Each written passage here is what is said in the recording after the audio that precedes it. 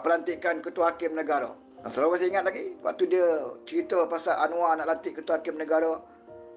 Saya dengar kabarnya Anwar akan lantik ni, tak ikut apa semua. Jadi saya minta Anwar tu, saya nak buat satu petition ataupun RCI untuk nak bawa Anwar Ibrahim ke depan RCI tentang pelantikan Ketua Hakim. Bab itu kau main cepat lagi kau minta kan. Kalau bab itu cepat je kau nak minta RCI lah apalah, nak hadapkan Anwar Ibrahim pada RCI. Sama juga dengan perjanjian AD dengan mereka syarikat, perjanjian perdagangan. Macam tu juga, nak ada Suruhanjaya lah, nak ada ini melibatkan kedaulatan negara lah apa semua. Desak lah. Desak, kau ada hak.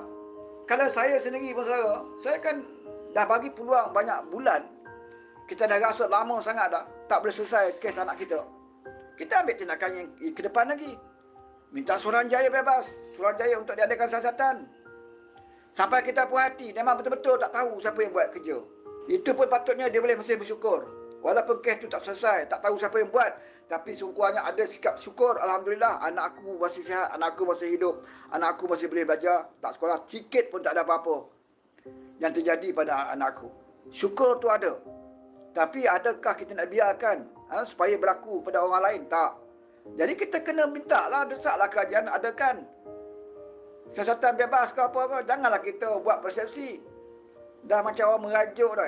Saya dah tak ada kuasa. Memang tak ada kuasa. Saya faham lah. Tak ada kuasa. Saya tak ada kuasa. Orang tak ambil tahu lah. Jadi kalau tak ambil tahu, saya cadangkan supaya NFA lah. Benda kau ni. Kau sendiri mencadangkan buang kes supaya tidak ada tindakan apa-apa lah. Mana tidak ada siasatan, tak ada kes, tak ada apa, buang gitu ya. Kau sendiri mencadang atas anak kau. Tak bertanggungjawab lah kau. Sebenarnya kau nak berpolitik dalam isu ni.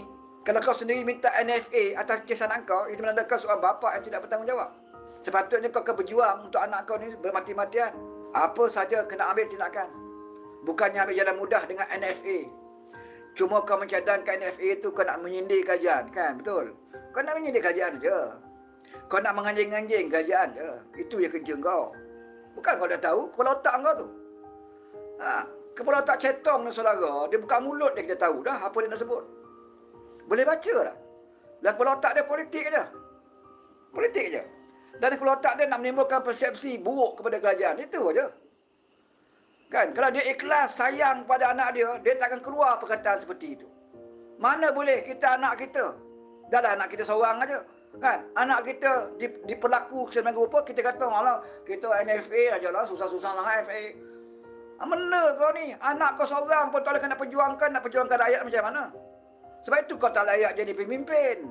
Sebab tu ahli parti tolak kau. Sebab tu kau eloklah kau keluar daripada menteri kabinet. Tak boleh nak perjuangkan rakyat. Anak seorang pun kau tak boleh nak perjuangkan.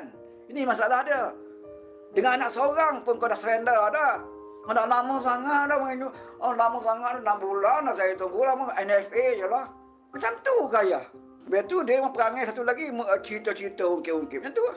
Ada saya jumpa Saifuddin minum kat Parlimen. Lepas tu saya biasalah saya kawan baik dengan dia.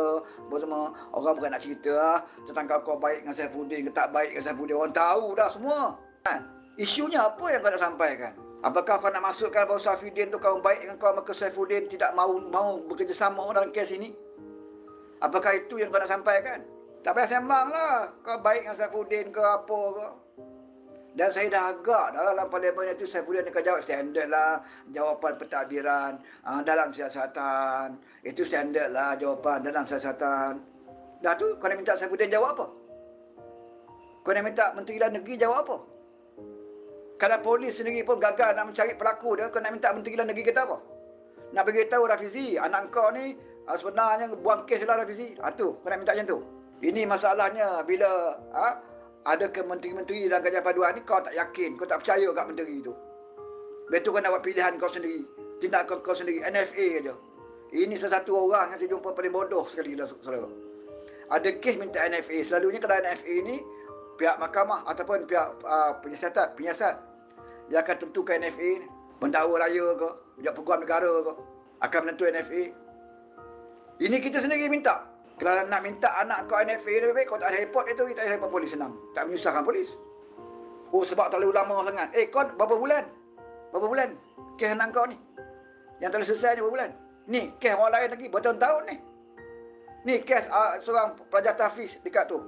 Yang mati tandas tu. Yang kena gali balik tubuh kubur dia. Dah mati, nak kena gali tubuh dia, nak siasat siapa punca dia. Bertahun dah. Yang kat Kelantan tu. Arwah adik berapa tahun dah. Tak boleh cari juga siapa pelaku dia. Tak tahu juga siapa yang pelaku dia. Banyak kes sebelum ini. Saudara, anak kau adalah sebahagian daripada kes-kes yang tidak selesai. Faizal Halim lagi lama daripada anak kau. Pemain bola sepak lagi terkenal daripada anak kau. Faizal Halim ni lagi ramai peminat daripada kau.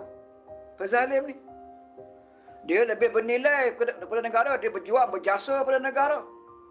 Faizal Halim kan, takkanlah Pok sengaja ataupun pihak kerajaan sengaja melambat-lambatkan siasatan atas Faizal Halim. Dia orang bernilai.